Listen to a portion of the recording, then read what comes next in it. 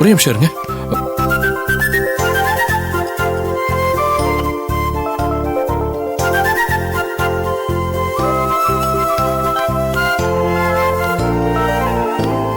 ஃப்ளாஸ்கில் வேற இருந்துச்சா, ரொம்ப சூடாக இருந்திருக்கும். ரொம்ப வலிக்குதாங்க.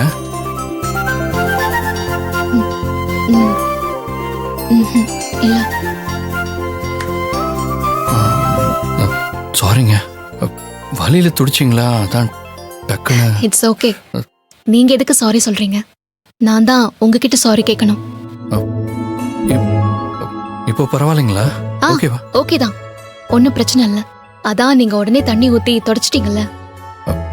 ஆமாங்க, பொதுவாக தீக்காயம் பட்ட உடனே பச்சை தண்ணியை ஊற்றிடணும்.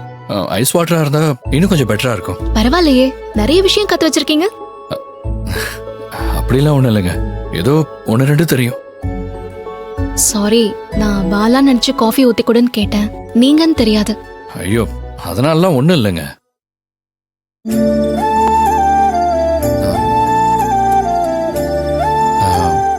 ஏங்க, நான் உனக்கு கேட்டா தப்பா எடுத்துக்க மாட்டீங்களே? பரவாயில்ல, சொல்லுங்க. இல்லை, நீங்கள் ஆஃபீஸ்க்கு வந்ததுலேருந்தே பார்க்குறேன், ஒரு மாதிரி டென்ஷனாகவே இருக்கீங்க.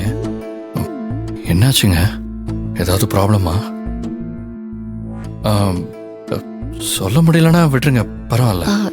இல்ல இல்ல, உண்மைய சொல்றதா இருந்தா ஆமா, ஃபேமிலி ப்ராப்ளம். சாரிங்க, ஃபேமிலி விஷயம்னு தெரியாம நான் பாட்டுக்கு ஏதோ கேட்டுட்டேன். அதெல்லாம் ஒன்றும் இல்லைங்க. என் தம்பி சரவண என் அத்தை பொண்ணை லவ் பண்றான். ஆனா என் அப்பா அதுக்கு ஒத்துக்காம இன்னொரு மாமா பொண்ணை பேசி முடிக்க போறாரு. நாளைக்கு நிச்சயதார்த்தம் நடக்க போகுது. அதான் அத பத்தி யோசிச்சுட்டு இருந்தேன். சரவண லவ் விஷயம் முதல்ல எனக்கு தான் தெரியும். நான் அவன் கிட்ட எப்படி இருந்தாலும் உங்க 2 பேரையும் நான் சேர்த்து வைக்கிறேன்னு வாக்கு கொடுத்திருக்கேன்.